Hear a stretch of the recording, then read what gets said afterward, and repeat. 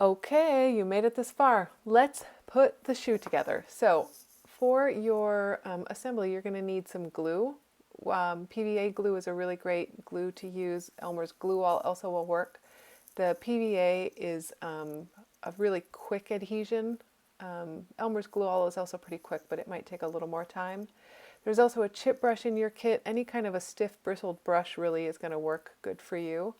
For this PVA glue, I'm going to have to cut the tip off of the bottle to get it ready for my first use. Other things that I have at my work surface, I've got a little cup of water in the top right hand corner and some scrap paper down underneath me so that I can glue using those scrap sheets of paper. I just discovered that little safety seal on there, so don't forget to look for that. You don't need a lot of glue for this. You really don't want glue squirting out on all sides of you. You can see I have several sheets of scrap paper, and I've used one to even kind of create a really nice clean line for the glue. The less glue mess you can make, the better. And this takes practice and finesse as well.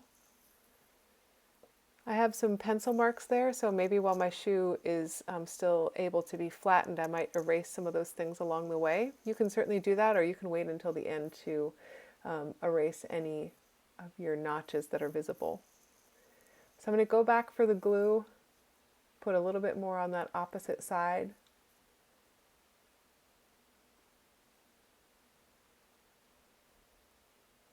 And it's important when working with PVA glue and also with Elmer's Glue All that you are rinsing the glue off of your brush fairly regularly or not letting it dry on there. The PVA glue in particular will ruin a brush. If it hardens in the brush, if you forget about it, there's no, it's not water soluble, so it won't be able to dissolve.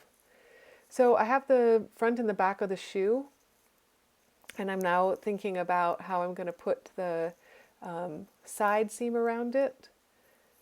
I want the front, that toe box piece, to overlap these, and so I'm going to put the sides on first. I've cut my glue brush down, those really cheap chip brush that came in the kit. It just, the bristles were a little bit too long for my liking, so I just took my scissors and cut it down. Notice that I'm being really careful as I'm gluing. I've got my scrap sheet of paper and I'm gluing from the middle up and from the middle back. I take away my gluey paper whenever I can. I clean up my hands. And again, just don't use more glue than is necessary so that you're not making a big mess. I'm talking about this from experience, having made lots of messes working with this glue when I was first starting out. So there's a little bit of a learning curve, and you learn how to finesse it as you work and as you go. So usually also when I'm gluing these pieces on, there's not a reverse that you can do. So I'm a little more careful as I'm going. One of the things I'm showing you here is that I have a little flap on the inside that didn't get glue. And so I've put glue on a little scrap sheet of paper and then just tuck that little sheet of paper underneath. It's a really great trick to use when you have to get glue into a tight space and you don't want to make a mess. I'm taking a little piece of tape here to add some tension to the piece to kind of help hold it into shape, realizing that if I'm going to put the piece there, I need to move that to the inside. And again, what I was saying before I talked about that little paper trick for gluing is that there's not really reversing with this PVA glue. So make sure that you feel confident about what you're going to glue and where you're going to put it, and then sort of gently align it where you want it before you really press it and compress it into shape. Because if you put it on and decide you don't want it and you try to take it off, it's just going to tear your material. So I kind of make sure it's in place before I really push on those seams.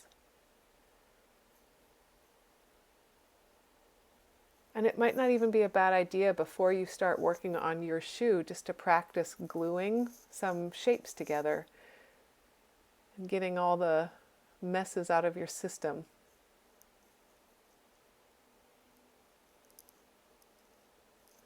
So I've got the sides on, and now I'm ready to put the little piece on the toe box because I've decided I wanted that to overlap the edges. And again, I'm just really careful with how I'm touching that piece so I'm not getting glue all over. Working it along the curve, making sure I feel good about where it is before I compress it. I'm just slowly working my way along the edge. The glue has a little bit of work time to it, not a whole lot, but I don't have to rush too far or too fast through this process.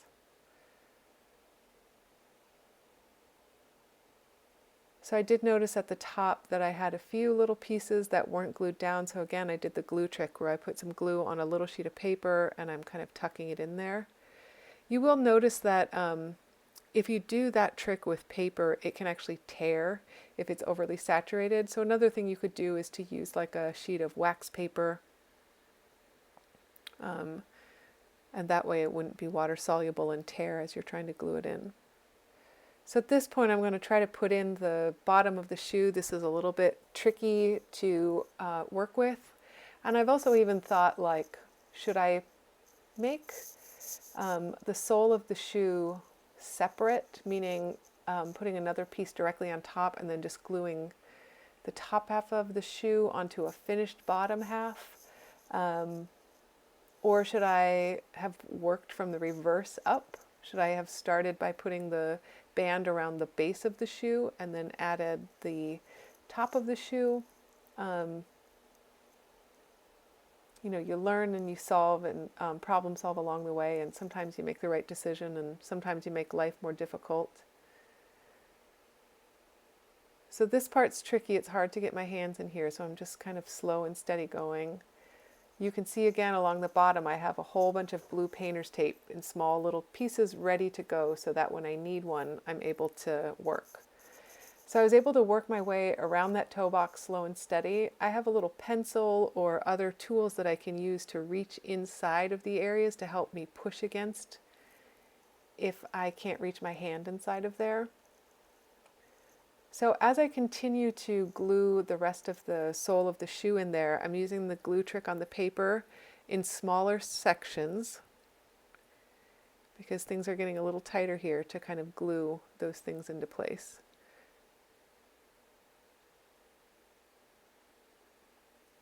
And you can also see sometimes instead of putting the glue directly on the paper, I'll just make a big pile of it. Here I tried applying glue directly to the shoe, and now look, I've just made a big mess. I've got glue coming out of all sides. So I'm trying to scratch it back with my nail and avoid spreading it all over the paper. If you get glue on the paper, it's going to make a darker spot on the paper. It will essentially kind of stain it. It won't disappear. So this is why I'm being so careful.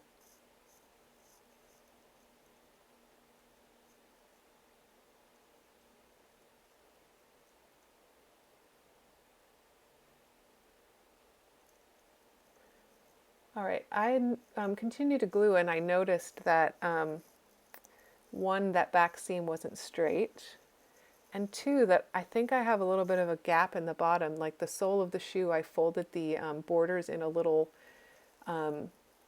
closer than they needed to be, so they actually aren't fitting together. So I've decided I'm going to glue one more edge here, and then I'm going to actually cut open the back of the shoe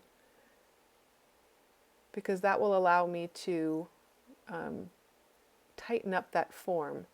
And there's already a seam there, so I'm just going to go ahead and cut it and overlap it. The back of the shoe on the original shoe has a little loop tab on it, and so that's going to hide it. And in retrospect, maybe it would have just been smarter for me to have made these as two separate pieces so that I had that wiggle room for adjustment. So that if I made something too big or too small, I had a little bit of room to work.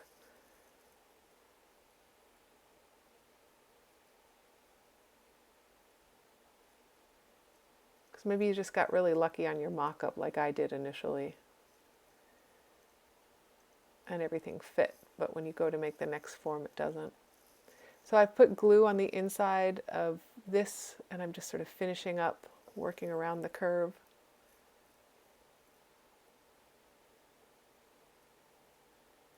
Again, I just love having extra tape ready to go so that when I need it, I have a piece.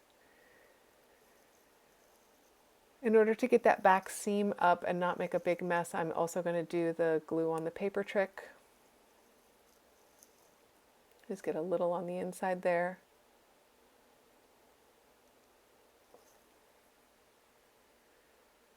Okay, and then I'll tape up that seam to hold that in place.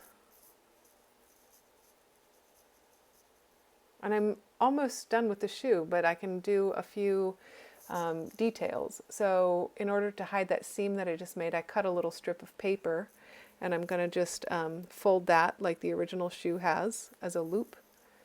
I'll glue that into place, and that'll help strengthen that seam but also hide that seam. Sort of eyeballing how high up to glue it.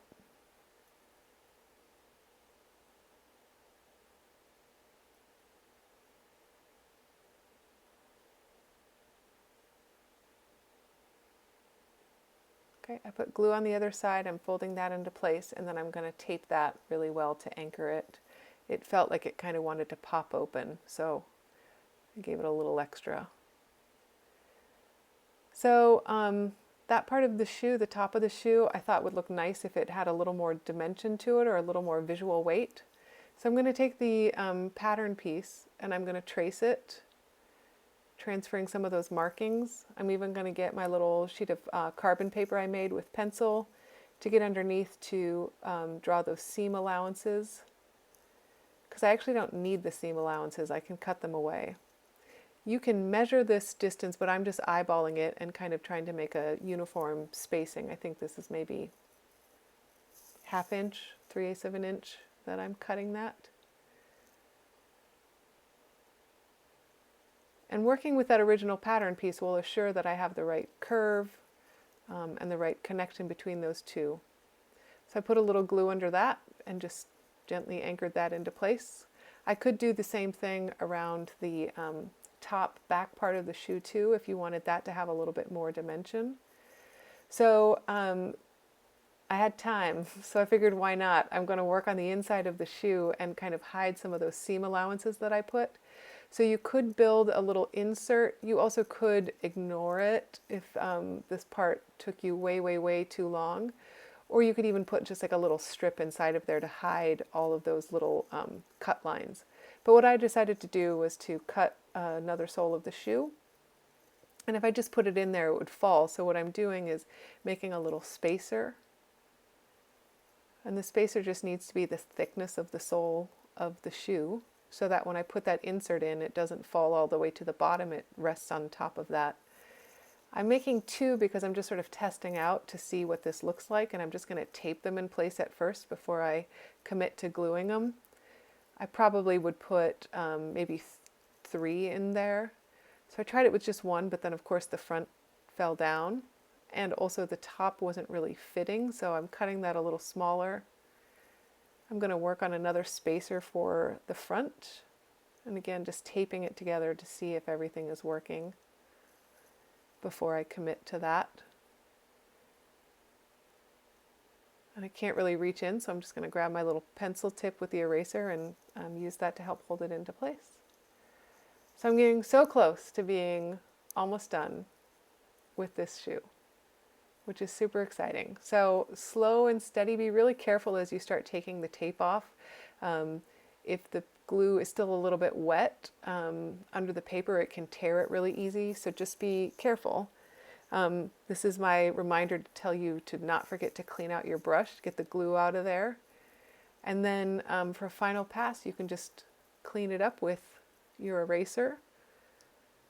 Slow and steady, pay attention to all those little markings that were added. And you are good to go with your completed shoe.